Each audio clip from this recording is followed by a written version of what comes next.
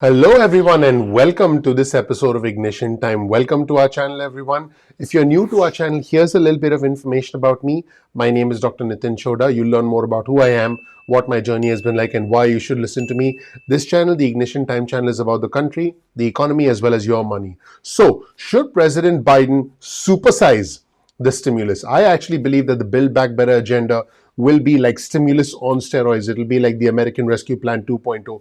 Or should President Biden build back better slowly? Should he do something slow and gradual and get bipartisan support? We'll be digging right into that. But before we do that, there have been a lot of really interesting reactions to President Biden's first press conference, and there's been a lot of reporting from both sides, from liberal and conservative media. And I wanted to show you some rather interesting things that reveal the hypocrisy of the news media. Let's start with this brief clip from Sean Hannity where he seems to be outraged that President Biden is reading from notes and reading from essentially prepared remarks that he had with him. And watch this clip all the way through to the end. It's a very short clip. It's about 25 seconds. And I want you to judge for yourself whether the Fox host was being a hypocrite. Let's roll the tape and check this out. At times reading directly from his note cards. Now, I've been doing radio since 1987, here on the Fox News channel since 1996. Never in my lifetime have I ever seen anything like this before. I want nothing. I want nothing. I want no quid pro quo. Tell Zelensky, President Zelensky, to do the right thing. Yes. That actually happened. But as always, you'll only be presented with one side of the story when you watch the news. Folks, you're free to pick your poison. If you want to pick liberal news media, be my guest. If you want to pick conservative news media, be my guest. For me, it's about the truth on this channel. For me, it's not about the red or the blue. It's about the red, white, and blue. I'm not Democrat. I'm not Republican. I'm American. I will always show you the truth wherever the truth might lead us. Whenever I cover something that's remotely critical of former President Trump, I'm called a Democrat. Whenever I cover something such as President Biden tripping while climbing the stairs of Air Force One, I'm called a Republican. So guess what? I'm used to it. But the hypocrisy is something I promise to always expose on this channel. Speaking of hypocrisy, here's a rather alarming headline on your screen, and this was published by Medialite, and you'll get a link to all of our resources in the description section below. President Trump defended the rioters and the insurrectionists at the Capitol that caused deaths, including the deaths of police officers. He said they are waving the American flag and they love our country. That is what former President Trump said. In fact, his exact comments were it was zero threat right from the start. Some of them went in and they are hugging and kissing the police and the guards. A lot of the people were waved in and then they walked in and then they walked out. Yes, that's what he said. Let's roll the tape and actually hear these incredible comments from former President Trump on his favorite network, Fox, with Laura Ingraham. Let's roll the tape and hear from him. It would have been burned down to the ground. Those are the ones you have to worry about.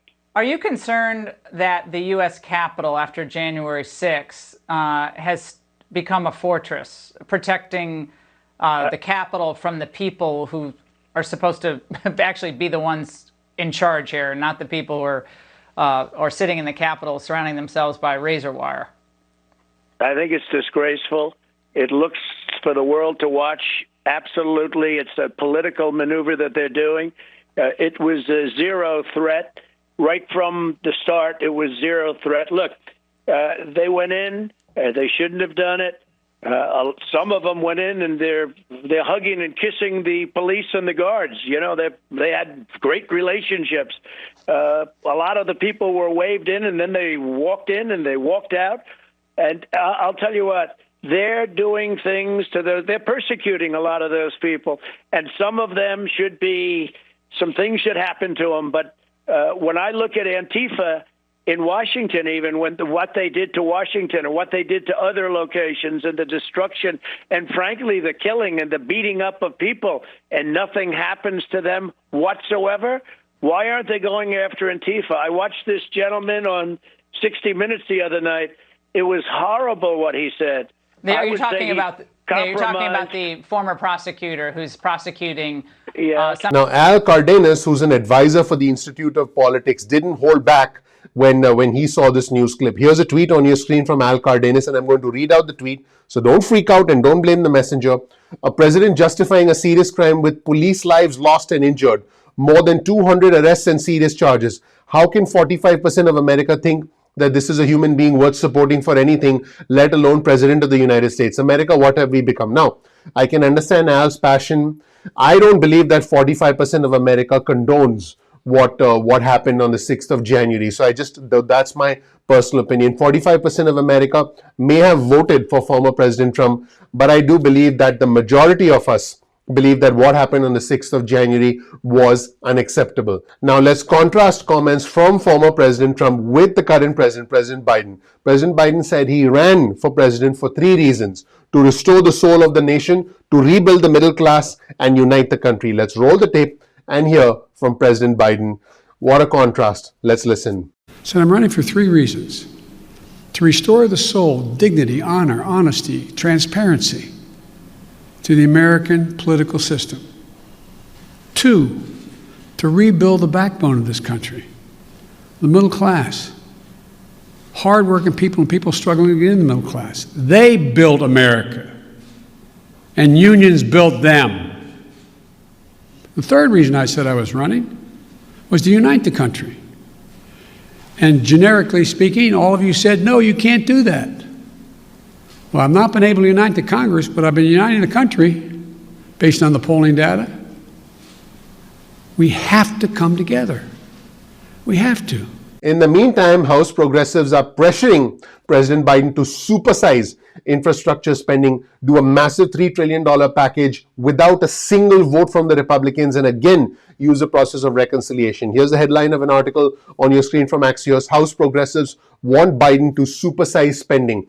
As always, you'll get a link to all of our resources in the description section below. So what's happening is a lot of the progressives are seizing on a press release from the climate group Sunrise Movement. In fact, let's show you the press release from Sunrise Movement on your screen right now. Sunrise Movement is basically saying that the crisis we face demands at least $1 trillion a year over the next decade, and they actually think that $3 trillion or even $4 trillion over the next 10 years in infrastructure spending is not enough. Sunrise's extremely ambitious proposal requires $10 trillion, and this could be the benchmark for progressives amongst the House Democrats to try and push President Biden to do even more than the $3 trillion.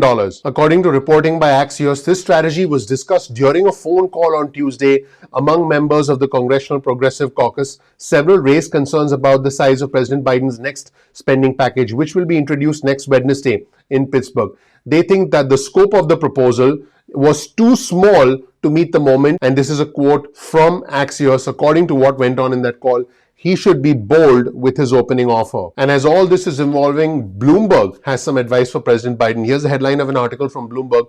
Biden can afford to build back better slowly. The key to the president's success and that of his party is a more narrow and deliberate agenda. Now, here's the most interesting comment from this article. If Biden jams through a package before the midterms, he could find himself fending off attacks against its most fringe elements. So he could start to see a lot of opposition politically. If instead he uses the next 2 years to build support for his general agenda, the midterms could feature congressional candidates arguing over which version of Build Back Better they prefer. That's precisely the debate Biden wants to have if his goal is lasting and fundamental shift in American politics. The article ends by saying Build Back Better is different. Core constituencies in both parties already back its basic premise. I want our viewers and subscribers to know that there is support by both the Democrats as well as the Republicans for the Build Back Better program. Now, President Biden has indicated that the Republicans will posture, they'll hem and haw, they'll complain about inflation, and they need to get it out of their system, and then they'll start backing the plan. That is what President Biden indicated in his first press conference. The article ends by saying if he takes the time to make the case, President Biden can create a consensus in support of a profound shift, maybe even a permanent shift in US economic policy. So that's where things stand, everybody. This profound shift, if you will, towards a slower version of the Build Back Better agenda as suggested by Bloomberg. Let me know what you think President Biden should do. Should he go full force and push through a $3 trillion infrastructure plan? Or should he try and do something slowly, more gradually, and use that to gain political mileage to help the Democrats retain control of the House and the Senate since the midterms are approaching? As you can see, there's a very clear contrast between the policies, the philosophies, the demeanors, and the overall actions and belief systems of the former president and the current president. Let me know what you think in the comment section below. Thank you so much for watching. I appreciate you. Please click the like button. Please subscribe. Please enable notifications. I would really appreciate that. That really helps out the YouTube algorithm. I assure you, President Biden, when he watches Ignition Time, does click subscribe, does enable notifications. And when former President Trump watches Ignition Time, he does the exact same thing. Thank you so much for watching. I'm looking forward to seeing you in the next episode of Ignition Time. Take care. Bye.